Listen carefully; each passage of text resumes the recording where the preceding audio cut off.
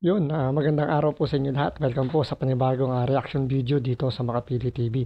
Ngayon ito, pagkikwentuhan lang po natin itong budget ng gobyerno natin para sa SONA ni Pangulong Bongbong Marcos na umaabot ng 20 million. So, reasonable ba yung 20 million budget para sa pagkain ng mga dadalo sa SONA ni PBBM?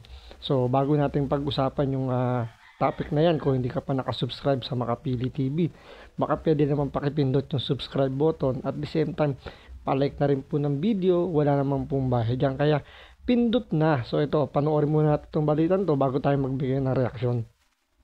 20 milyong piso ang pondong inilaan ng Kamara para sa pagkain ng mga dadalo sa State of the Nation address ni Pangulong Bongbong Marcos. Git ng Kamara, sakto lang ang budget na yan.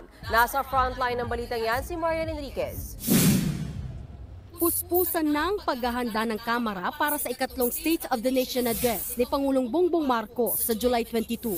Ayon kay House Secretary General Reginald Velasco, higit 2,000 panauhin na ang nagkumpirmang dadalo sa SONA. At ang pondong inilaan para sa pagkain nila, aabot daw ng 20 million pesos. Kasama na raw dyan ang almusal, tanghalian, hapunan, pati na rin merienda. Hindi po ba masyadong mahal yung 20 million para lang sa pagkain? Hindi. We have. Siyempre, kung sa kanila ang tatanungin, sila ang tatanungin, sakto lang yun. Siyempre, alam nga naman pakainin mo yung mga bisita mo ng mga pipitsuging pagkain. Natural, maghahanda yan.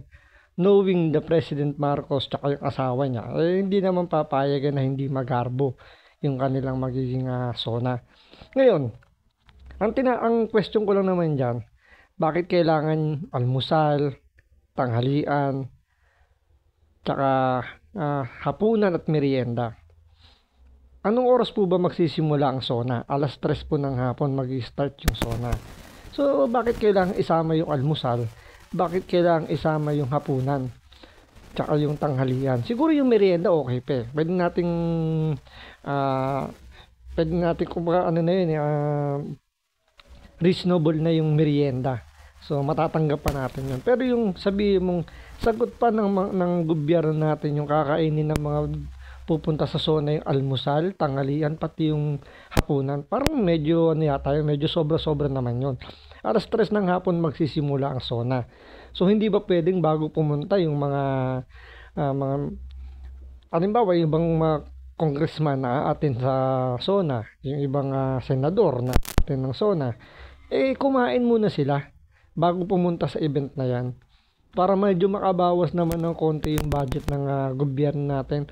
Kasi pera po ng taong bayan yung ipangkakain tapos sasabihin lang nito sakto lang daw yung 20 million para sa pagkain sa SONA ni Bongbong Marcos. So parang para po sa akin na masyadong na baby itong mga pupunta sa SONA ni PBBM.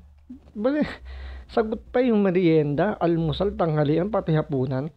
Dapat yung merienda lang di ba? Siyempre, kung sa merienda, okay, sige, acceptable na. Bigyan mo ng medyo mamahaling merienda para sa mga pupunta dyan sa SONA. Pero yung almusal, tanghalian, tsaka hapunan, parang abuso naman masyado yun. Ang lalaki na, posible namang walang pera yung mga pupunta dyan. May mga pera yung mga pupunta dyan. Bakit hindi nila muna sila kumain sa bahay nila bago pumunta dyan? 3:00 pa naman yung SONA. Tapos, ang oras ba matatapos ang SONA? Diba? Sabihin natin hanggang 6:00. 3 oras lang naman So, sakto na yung merienda. Bakit kailangan pa bigyan ng hapunan? Ano yan? After ng SONA, magpa-party-party pa sila? So, parang masyadong magarbo naman yung plano nila dyan sa SONA na yan na parang gusto lahat ng gastos i-shoulder ng taong bayan. Bakit ko nasabing taong bayan? Kasi naman po, pera po ng taong bayan yan. Hindi naman pera nila yan. Di ba? Dapat medyo maging moderate nga dapat sila sa paggastos ng pondo ng taong bayan. Kasi hindi naman sila yung naghihirap dyan Ang pinaghihirapan lang nila dyan kung paano hahati-hatiin yung pera na yan. Paano nila maibubulsa, paano nila may papakain sa mga bisita. Siyempre, yun yung mga subi-subi. Diba? Napaka-imposibleng walang kikita dyan. Natural, may kikita at may kikita dyan. Pero ang ano diyan kasi, ang pinakapunto, bakit kailangang pati yung almusal, tanghalian, tsaka hapunan ay sasagutin pa ng gobyerno? Di ba? Napakaikling oras lang naman ng SONA. Ano ba ang magiging purpose lang ng SONA? Di ba? State of the Nation. Kung ano yung mga nagawa niya. Kung meron man nagawa. Pero, di ba? Napakagrabe naman yung 20 million para sa mga pagkain ng a-attend. Masyadong magarbo yung gustong gawin nito at para sa kanya, sakto lang daw yung 20 million. Pero kung siyempre sa ordinaryong Pilipino, napakalaki niyan. Diba? Pwede namang bigyan mo ng simpleng mga merienda. Tulad ng ginawa ni Pangulong Duterte, simpleng merienda lang yung kanyang ibinigay sa mga umattend ng SONA ni Pangulong Duterte. So hindi naging magarbo. Pero dito, kita nyo, sinagot ng gobyerno ang almusal, tanghalian at ang hapunan. Siguro, after siguro nga ng SONA, baka may party-party pa. Siyempre, hindi naman papayag yung kampo ni PBBM na hindi sila kumbaga hindi sila makapag party-party after ng SONA. So, tuloy natin to. Alam mo, yung security lang natin, ilang daan na yan, di ba? So, personnel natin sa Congress, mga 2,000-3,000 na yan. Then, yung guests natin, mga 2,000. So, that's just about the right amount. Tulad naman noong mga nakaraang taon, mahigpit muling ipagbabawal ang pagsusuot ng mga statement attire o yung mga kasuotang may mensaheng politikal. Ang mga hindi susunod, hindi papapasukin sa plenaryo at pakikiusapang magpalit ng damit. If you want to protest, there are some areas. This is not the place. Ang tanong dyan, may magproprotesta ba? Hindi, wala nga tayong opposition ngayon. Di ba? Kahit nga yung mga aktivista, never mo narinig na iyan nag-iingay sa kalsada para alam niyo yun, para manggulo or sabi natin nila yung nararamdaman nila, i-express nila yung kailang karapatan daw na mag-rally. Ang nakikita lang natin mga nag-rally rito ay yung mga hindi naman aktivista pero sinasabi nga na sila yung gusto ng pababain si PBBM sa pwesto dahil nga sawa na sila sa mga pinagagawa niya mga palpak, yung mga sablay na desisyon pagdating sa mga issue na kinakaharap ng ating bansa. So sa tingin ko walang magsusuot diyan ng yung sinasabi nila na may meaning na kasuotan. Hawak ng gobyerno, hawak ng speaker yung mga aktivista. So siyempre o-orderan na yan na huwag kayong manggugulo or else wala kayong budget. Case and the time to express. There are areas where you can do it, but not here in the Batasan complex because pagka hindi kayo sumunod, you'll be arrested, you'll be detained. O, nakita nyo naman yung detention center namin. Ready naman, di ba? Aircon. Pwede kayo matulog dun sa gabi. Madalas magsuot ng statement o political attire ang mga mambabatas na kabilang sa oposisyon, kabilang na ang Makabayan Bloc. Pero wala pa silang tugon tungkol dito. Tuwing SONA, imbitado. So, sa tingin nyo ba magsasalita ang Makabayan Bloc dyan? Simula pa lang nung pag-upo ni Marcos, hindi mo nga naririnig na nagsasalita yan. Kung magbigay nga ng statement, napakalamya. Hindi katulad ng mga nakarang administrasyon na talagang halos balohorain nila. Diba? Ngayon talagang halos, yung iba nga pinupuri pa nila to think na makabayan yan. Makabayan na galit sa mga Marcos nung time na hindi pa sila nakakaupo sa pwesto. Ngayon nakaupo na sa pwesto, parang mga yung parang mga linta na halos sumisip-sip na rin. Although bumabatikos pero malamya mararamdaman nyo na parang napipilitan lang. Na wala talaga sa puso nila na bumatikos. So ganun yung nangyayari ngayon. Na hindi mo nararamdaman na talagang may oposisyon.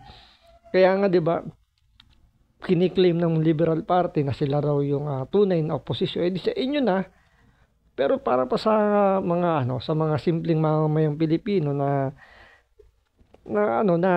pagod na rin na sitahin yung mga kapalpakan ng gobyerno natin ngayon, ang tinutuloy na oposisyon ang mga Duterte. 'Di ba? So pero hindi naman gawain din ng mga Duterte na yung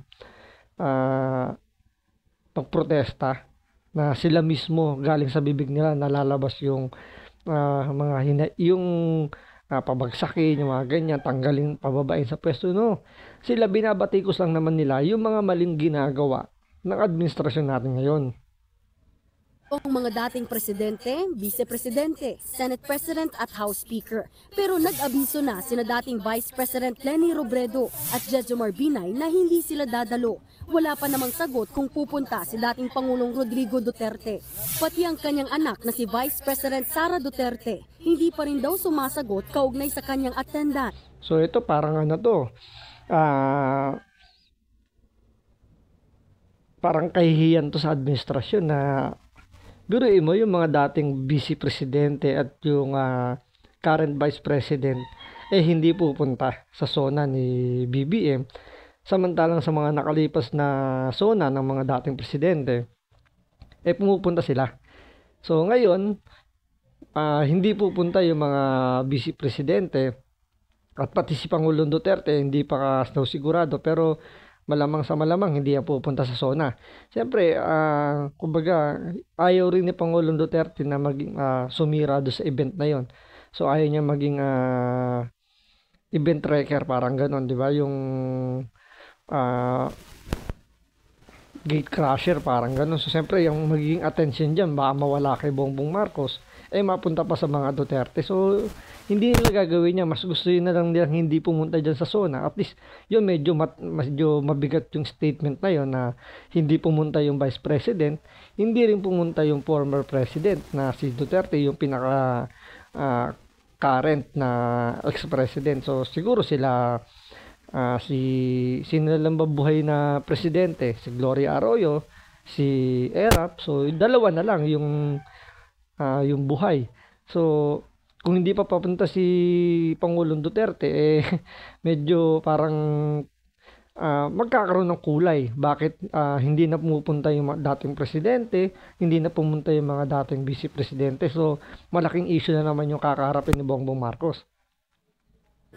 We are still waiting, for confirmation from the Vice President, but we heard word that the office will confirm today whether the Vice President. So dito umaasa pa sila na a-attend daw si VP Sara, pero malamang sa malamang hindi a-attend yan kasi same lang din naman pumunta siya o hindi, lalagyan din naman ng kulay ng ng mga administration na supporter, ng mga loyalista, ng mga lalagyan nila ng kulay yan. Kahit pumunta o hindi ang mga Duterte, may kulay yan.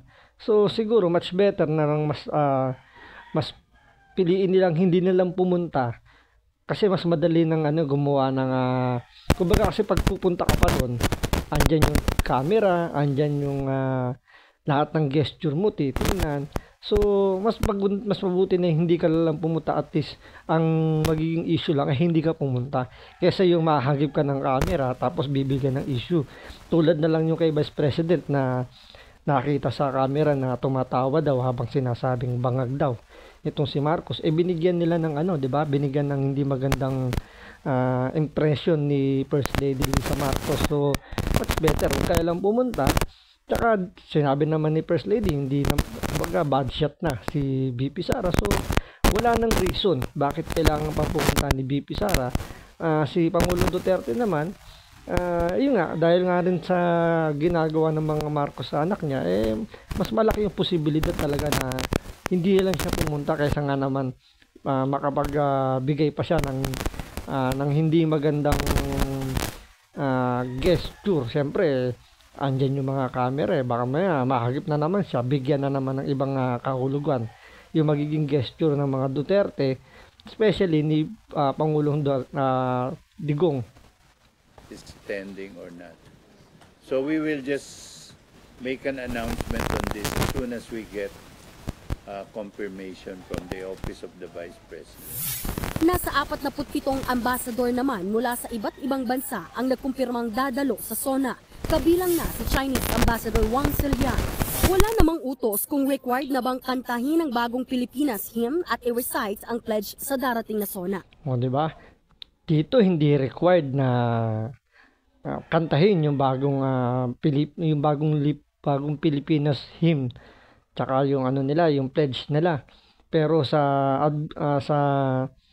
executive branch na hawak ni Marcos, inuobliga.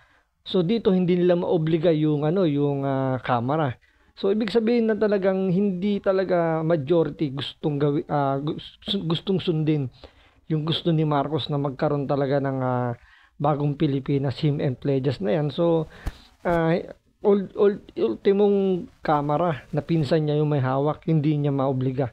So, 'di ba? Parang paano mo naman susundin yung gustong gawin ni Marcos kung yung mga opisyal nga ng gobyerno ayaw ring sundin, 'di ba? Ang Radio Television Malacanang o RTVM pa rin ang magdedirect nito. Isasagawa ang final walkthrough at ang huling pagpupulong ng interagency. So yun, abangan natin sa darating na SONA na to kung anong mangyayari, kung ano ba yung mga i-report diyan ni Bongbong Marcos. Pero malamang sa malamang yung mga i-report niya diyan ay yung pagbaba ng bigas. Number 1 sigurado yan. Yan yung mga i-report niya. So abangan natin yan sa SONA na gaganapin ngayong July. So maraming salamat sa panonood. Ingat po kayo lagi. God bless.